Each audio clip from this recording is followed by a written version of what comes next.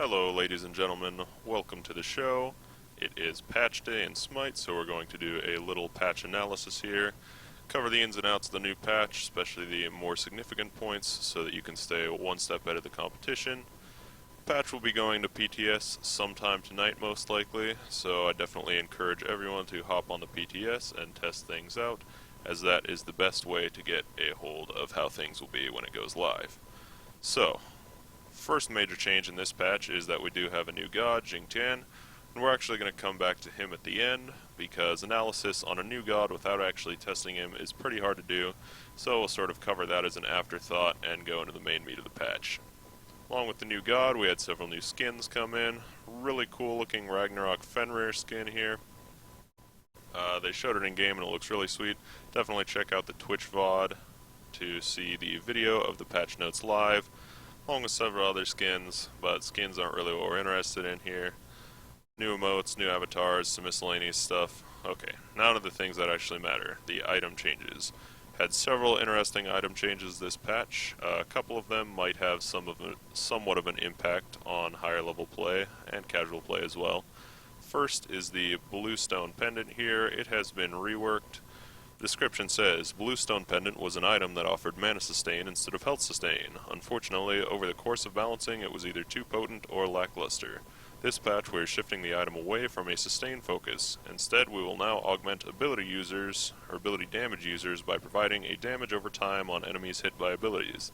The goal is to have a meaningful choice between wave clear and aggression, or sustain and defenses for physical users. So, previously, Bluestone Pendant returned a portion of your missing mana every few seconds. That amount was changed several times, and they couldn't really find a place where they wanted to settle on it, so it has been totally reworked. Now, Bluestone Pendant provides 20 physical power and 100 flat mana, so it'll extend your pool a little bit, as well as add a little damage onto your abilities. And the really interesting part is the passive. Enemies hit by your damaging abilities take an additional 30 physical damage over 2 seconds for a maximum of 2 stacks. So this is going to be most potent on gods that can actually use those 2 stacks effectively, so not gods that generally just hit with a single ability at a time, but gods that do multiple ability damage in quick succession. Specifically, dots will be very useful. Physical damage gods that apply dots or have channeling abilities will be able to use this to great effect. Guan Yu, for example, is an immediate standout for this item. Using Talu Assault lasts more than 2 seconds, so you're actually going to be able to hit, I believe, 3, possibly 4, depending on how quick the resets count, and then jump into the next tick of damage on Talu Assault. But you're going to be able to hit several stacks of this. I believe just 3, again, could be 4, so this will potentially add 30, 60, and 90 damage to your Talu Assault. Could be really strong early on in the game. That level 1, level 2 fight, 90 base damage is a pretty big deal on those early abilities, so I could definitely see this being picked up on some of those early gods that hit multiple times with abilities. Guan Yu, definite standout there. There's some others like a Circuit. You could even see this on the occasional solo lane Circuit that gets played. Obviously not going to be very useful in the jungle, but things like Deathbane hits 3 times, so you're going to get multiple stacks out of that. Though there aren't too many people crazy enough to bring Circuit into the solo lane these days. So we'll see how much it comes into play. Mostly probably going to see that in the solo lane and the warrior fights. There are some warriors that can make pretty decent use of it. Generally don't see too many warriors in support these days. Support meta is definitely shifted back to guardians. And you could potentially see this on some hunters. I think hunters in general are still going to favor the death's toll for sustain. Not too many hunters wanting to go too aggressive and sacrifice the things that some of those other starting items give, but definitely an interesting item, particularly for the solo lane, so we will have to see how that plays out. Enchanted Buckler, as they mentioned, this is in an item tree that isn't particularly popular. The cost reduced slightly. It doesn't mention here whether or not the costs of the items above it were reduced. I doubt they were. It sounds like this middle tier was just reduced a bit to make it a bit easier to build into. Down to 700 gold. Really probably not going to have much of an impact on anything, but we will see. Next change. This is actually a pretty interesting change. Mail of Renewal currently never really purchased by anyone, whether in casual or competitive play. And the note here from Hi-Res reads, Mail of Renewal is an interesting item that exists to help players persist during and after a fight. We have increased its overall effectiveness while making sure we kept the high-end potential of this item from going out of control by making it refresh instead of stack in place. This should make the item more attractive overall. So the first thing is that they've increased the cooldown reduction on Mail of Renewal from 10 to 15%. This is pretty good. Mail of Renewal is actually currently a pretty cheap item. It builds off the other side of the Silver Breastplate tree, opposite of Breastplate of Valor. So adding a little CDR to this would be nice. You could even see this along with a Breastplate of Valor to cap out your CDR at 40%. And they increased the healing passive from 10 to 20%. So old Mail of Renewal, whenever you got a kill or an assist in a team fight, you would restore 10% of your maximum HP over a time period. This item is bought so infrequently that I actually can't remember what that time period is, but that would stack as you got multiple kills or assists. No longer stacks, but they have now increased the healing amount to 20% of your maximum HP. So this could be a pretty potent item for keeping you sustained up during fights. And the passive now also activates on objective kills, Fire Giant, Gold Fury, Juggernaut, etc. They did not specify whether or not you simply need to be in the area and get like an assist. You don't actually get assists counted for Fire Giant, Gold Fury, or if you need to land the killing blow. That will definitely be something to check out in the PTS. I will definitely be on the PTS tonight, and I will test that in one of my games. And as we said, it no longer stacks, but a successful trigger will refresh the current duration of healing, which again is now 20% of your maximum HP. Still not sure how common this item is going to be. That tree is definitely getting more effective though, especially with the tier 2 silver breastplate being significantly cheaper.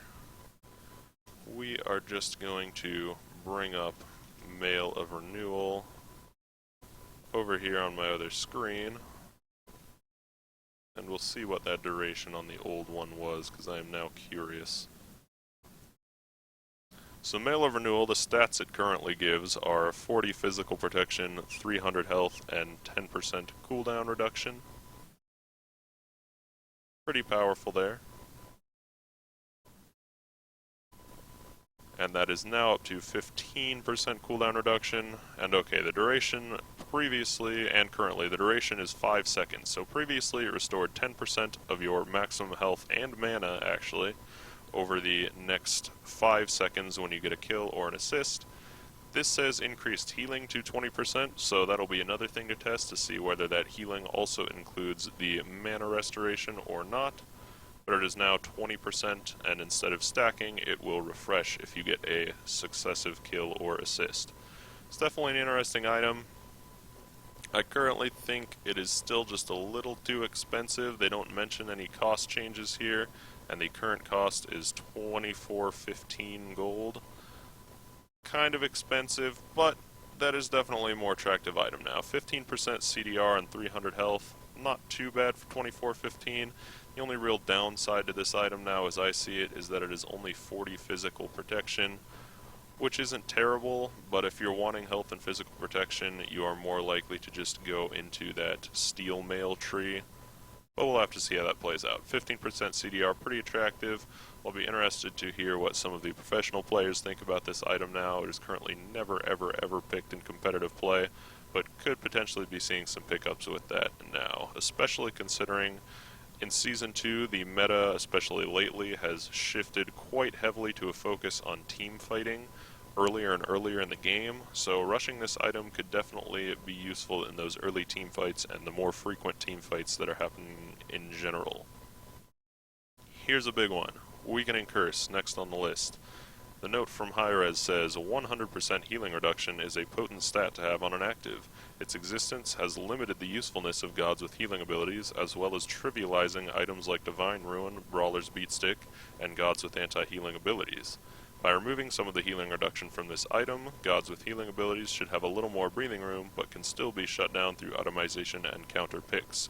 So the change here is Weakening Curse previously gave 100% healing reduction for its duration, now will only give 65 healing reduction for its duration.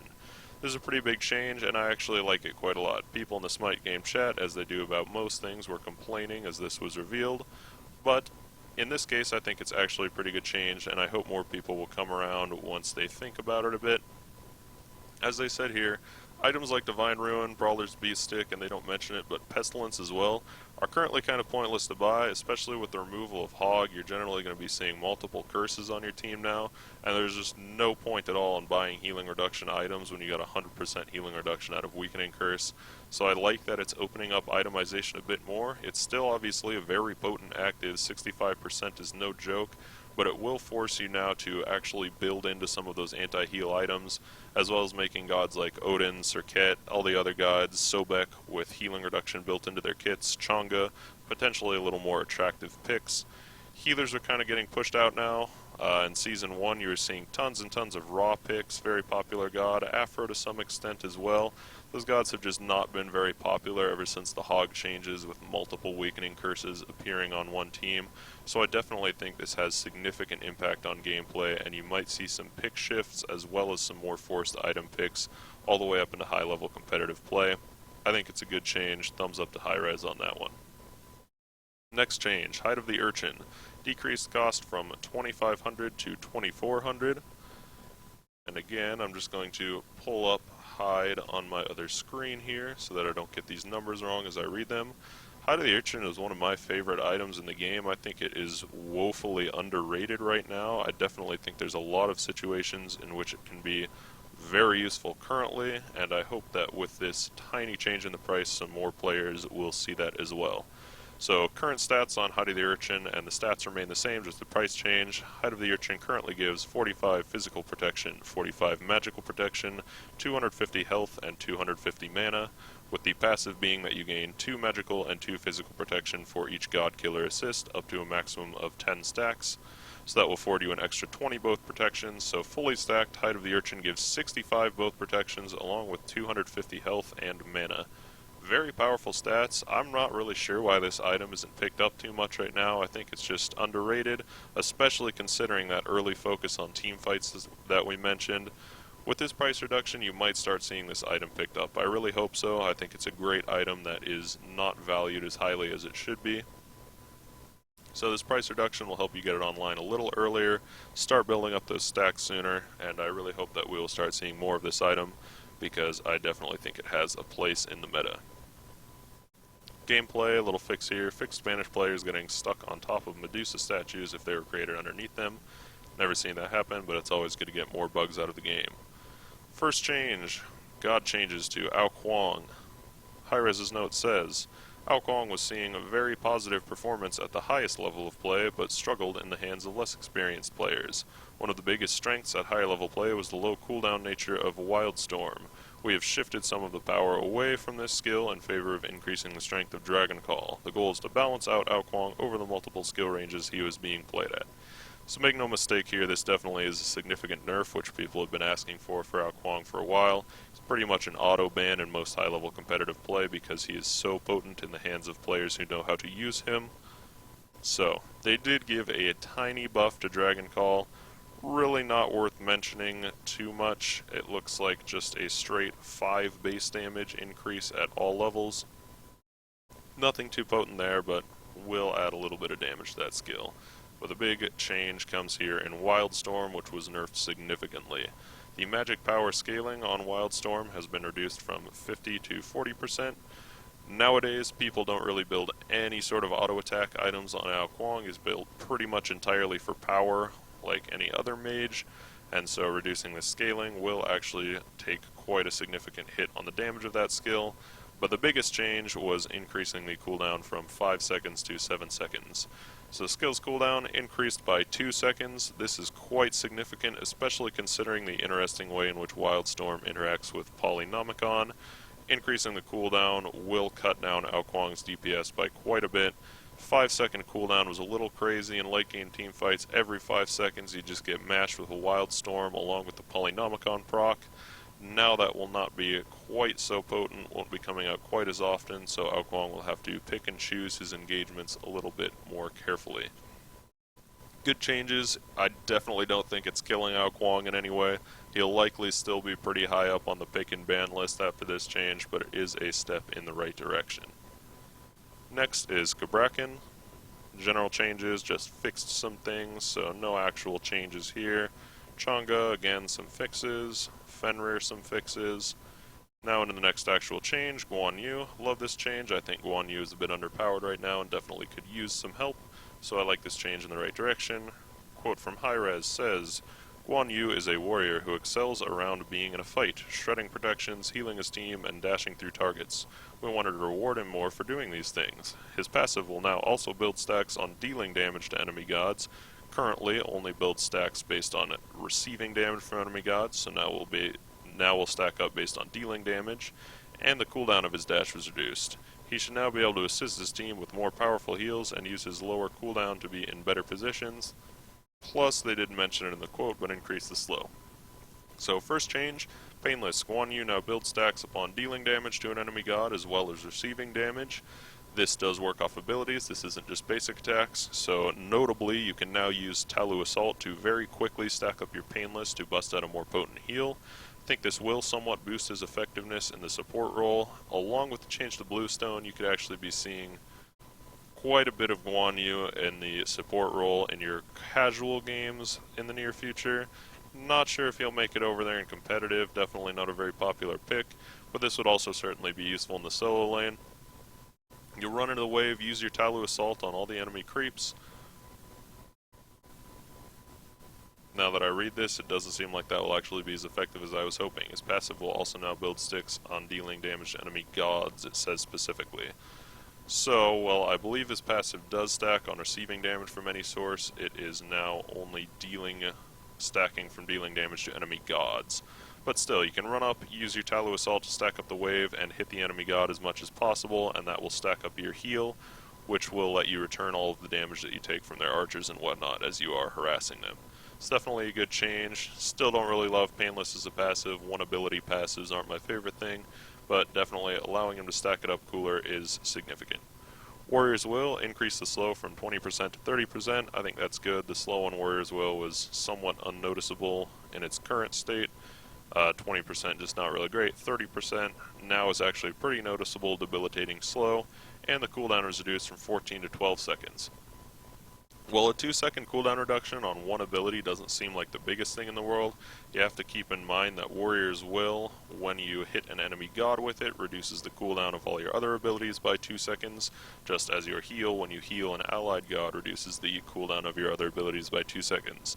So a 2-second reduction on Warrior's Will, if you are using this on cooldown, will actually lead to a pretty significant cooldown reduction in your other abilities as well. So nothing really huge for Guan here, but definitely a step in the right direction. I like the way Hi-Rez has been working on balance lately.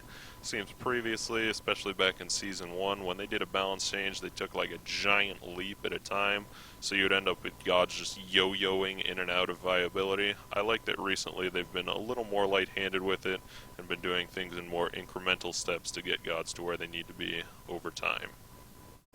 Hercules, fixed inaccuracies.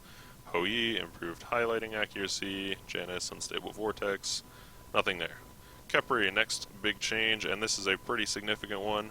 Khepri was brought much more into line with the recent changes, but we still saw him overperforming. By increasing the mana cost of Rising Dawn and increasing the cooldown on Solar Flare, when you choose to save teammates will be a more impactful choice. So the big one here is this Rising Dawn change. Currently, Khepri hasn't been into competitive play yet, so we haven't seen how he's performed.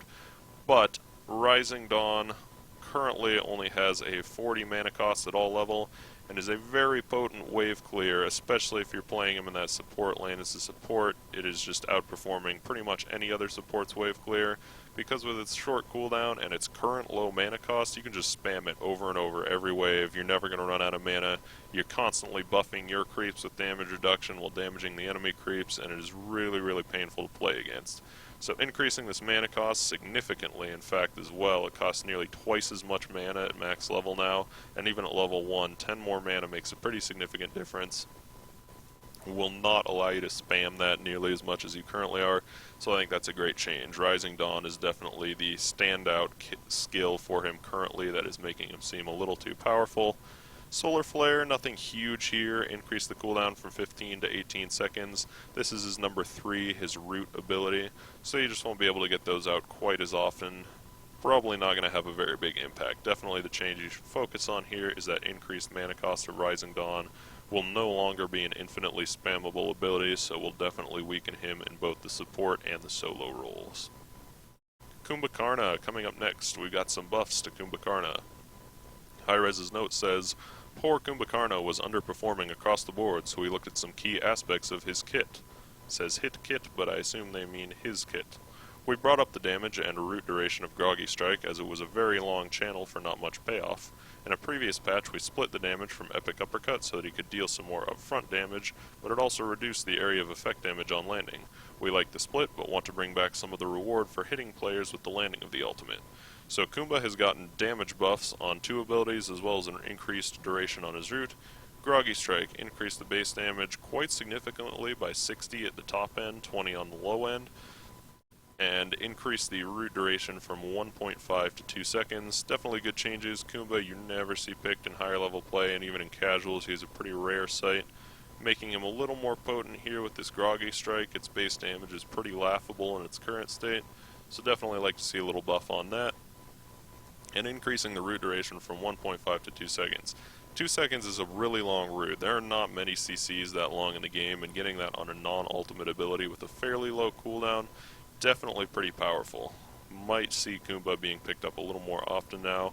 And Epic Uppercut currently is really much of a single target nuke. The landing damage a little too low, so they have increased the landing damage by this much. Not going to run through all those numbers, but by 25 damage on the low end, and by, looks like, 125 damage on the high end. So that will definitely make a bit more of a splash when that enemy that you shot up in the air comes back down in the middle of the team fight. That is pretty high base damage on a support ultimate now. Still not sure if you'll see him in the higher levels of competitive play. He still suffers from many of the same issues that he did there. Mesmerize is his main form of CC, not being one of the more favored CCs in the game, despite its attack speed reduction.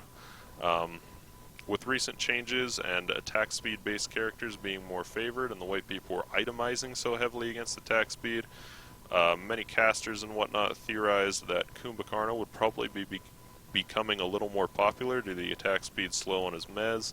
That hasn't been the case, but now perhaps with a little longer duration on his root, as well as some more damage in his kit, you might see him picked up now and then. I really hope so. I think Kumbhakarna is quite underrated currently. If you use that mez correctly, it's very potent. So hopefully these changes will get some people to take a second look at him.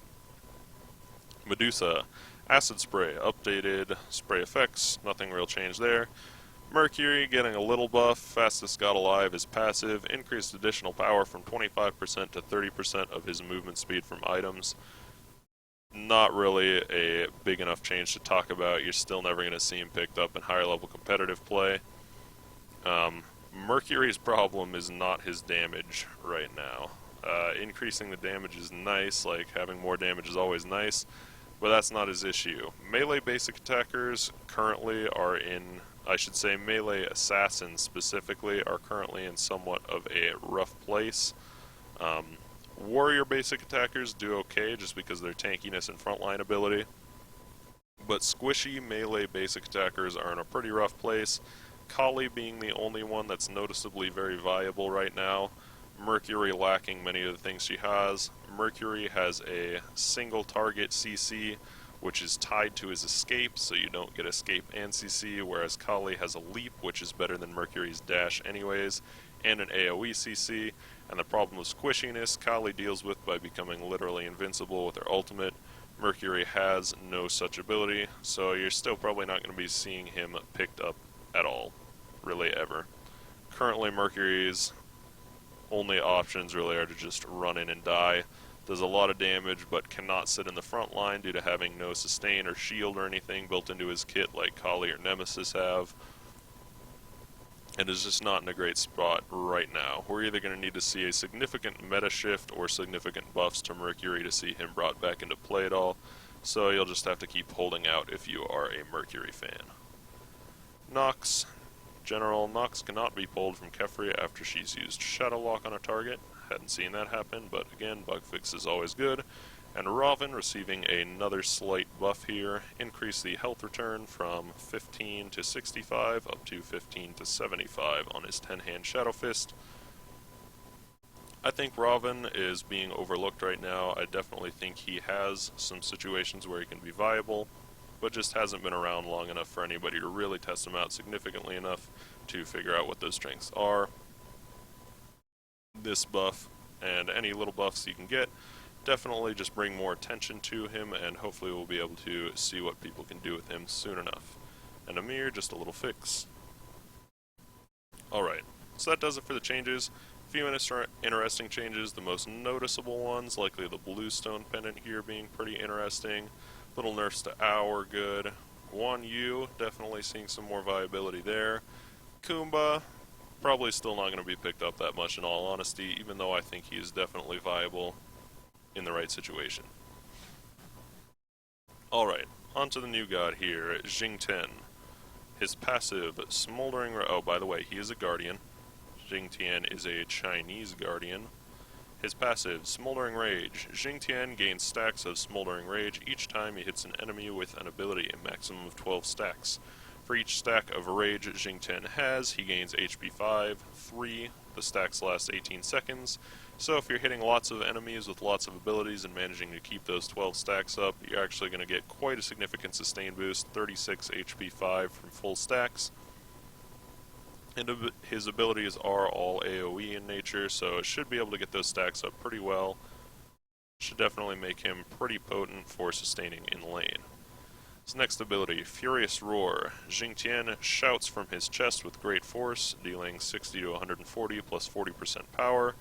The more notable one here, reducing their basic damage by 30, 35, 40, 45, 50 for a amount of time.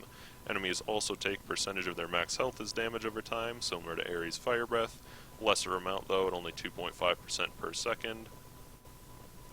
And that will scale up with the duration. Cost pretty high, so overall I guess I should give an overall thought here. Jingtian is built to be an aggressive guardian, is what the dev interview said, in a similar vein as Ares, wanting to dish out quite a bit of damage, though he also has quite a bit of CC in his kit. The major issue I see with his kit currently, and the thing that I believe somewhat balances out his aggressiveness, is that his mana costs are quite high, and we don't have the stats on exactly what his pool and gains are like yet, but he does have very high mana costs, so similar to Sobek, probably won't actually be able to spam out all of his abilities all the time, though they are quite potent when they are available. We'll take a look at Furious Roar over here on the God Reveal page. See, it's a line targeter and basically just shoots out this burning looking skull face that applies that debuff for a lowered basic attack damage to everyone. Definitely potent in lane for reducing the damage you will take from creeps. And the AoE is probably a little too small to be useful much in large team fights, but doing a pretty good amount of damage with that percent max health as well. Hook Slam. This is sort of the key to his kit as I see it. The key ability making him viable as a support and in other roles as well. He's definitely looking like he could be a pretty good solo laner. With those high mana costs, blue buff will be very good on him. So, Jingtian launches an attack with his axe, knocking the opponents into the air before slamming them into the ground and rooting them for a scaling duration root. The initial damage, 25 to 80 plus 25% of his magic power, and the slam, 50 to 190 plus 45. So one thing to note is that he especially has fairly high scaling for a Guardian in his kit, notably on his ultimate. We'll take a look at that ability over here. Hook Slam, you can see the first attack knocks enemy gods up in the air, and then he doesn't actually land on him here, but you can move while doing this ability, and if you come down on land on somebody with this little circular secondary AoE you can see, they will be rooted. So a dual CC there, a knock up into a root, very potent, not very big AoE, but definitely good at disruption, and should be a very powerful ganking tool for when people rotate over to your lane. Sky Cutting X. Xingtian leaps forward, dealing 45 to 125 plus 35% of his magical power. Damage to enemies when he lands, and may leap again within 2 seconds, similar to Nemesis's dash, except he can leap. While in the air, Xingtian has increased protections by 10 to 50, which are refreshed if he connects with a target. So if you actually land on a god, you get these increased protections for a little bit longer. Using another ability between the leaps will cancel the additional leaps, so similar to Nemesis, if you're going to use both leaps or both dashes, you have to just use them. You can't use another ability in between and then use your second leap. Take a look at this over here. You can see it's got a pretty small AoE for the damage, and that doesn't have any CC attached to it, but will definitely be a good way for him to get into the fight. Good combo into his hook slam and his ultimate, which we will take a look at in a minute. And the second leap especially is fairly short range. That's about maxed range there that he's using the second leap. And there is quite a delay there between the first and second leaps before you can fire them. So isn't going to be a tremendously powerful escape tool, which I agree with because Guardians shouldn't in general, I believe, have very powerful escape tools. But definitely good for getting into the fight, increasing his protections a little bit so he can stand in the middle of the fray a bit better. And his ultimate here, definitely one of the coolest abilities I've seen in a long time. I'm very excited to try it out. Whirlwind of Rage and Steel. Xingtian spins his axe 3 times in succession, dealing 50 to 150 plus 50% of his magical power per swing, and sweeping up his enemies before throwing them. So this move has huge scaling on it if you want to build some power on your Xingtian. If you hit with all 3 spins, 150% scaling on that ability, as well as a pretty respectable 450 base damage. And we'll just go ahead over here and take a look at it. The cooldown, as you can see here, starts at 100 seconds, so slightly longer than the norm, but scales down to being slightly faster than the normal 90 seconds, and we will take a look at it here. Very cool. Basically spins 3 times around, each spin doing damage, and then you can choose where you want to throw your enemies. You can rotate your camera and move during this, even though it's not shown in this little clip here. You can move during it to grab more enemies that were out of the initial AoE. It's not a tremendously huge AoE, and in all honesty, this move will probably end up in a pretty similar place to Ares Chains. It'll basically be a force the enemy team to use their beads button. You're probably not actually going to grab too many people with it if you're playing at a decent level where people actually use their beads. But it's definitely very cool. And if you were playing him in the solo lane and had something like an Ares on your team to pop all their beads and ultimates beforehand, this is definitely a super potent ability if you can actually make it connect. Stacks up multiple enemies into a small AoE, great for comboing into something else. I can just imagine at some point you're probably going to see a top 5 play of Xingtian blinking into an enemy team, grabbing several players and throwing them right into a Poseidon Kraken.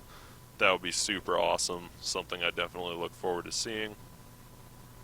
So overall, quite a damaging Guardian, not a whole lot of protections built into his kit, only has them on 1 ability, doesn't have any percent mitigation or anything built into his kit, so he's not going to be the tankiest Guardian overall, but pretty good sustain with his passive here if you are managing to hit enemy gods frequently. But overall, the thing that I believe balances him, and again, we don't really know any of this for sure before we get on the PTS without being able to test him out for real, but his high mana costs should somewhat limit his potency. Obviously, numbers and stuff are all subject to change here. That's the whole reason the PTS exists, and that goes for any of these other changes here as well with the items and other gods. So again, definitely encourage everyone to get on the PTS. I hope you found this video helpful and that you will be encouraged to test out the changes and see what you can find for yourself. Definitely some things I want to test in here, like Guan Yu. One thing that somebody mentioned is they were wondering if Mystic Mail, if you bought it on Guan Yu, if ticks of Mystic Mail on the enemy would stack up your Painless. That's definitely an interesting one for you and I to both test on the PTS. So I hope I will see you there.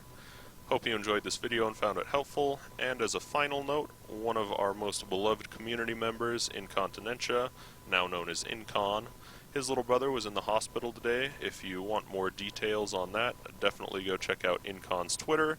It seems like everything is fine now, and his little brother is home, I believe. So the situation is under control, but our prayers go out to him and his family that hopefully things will remain under control and not develop into anything more serious.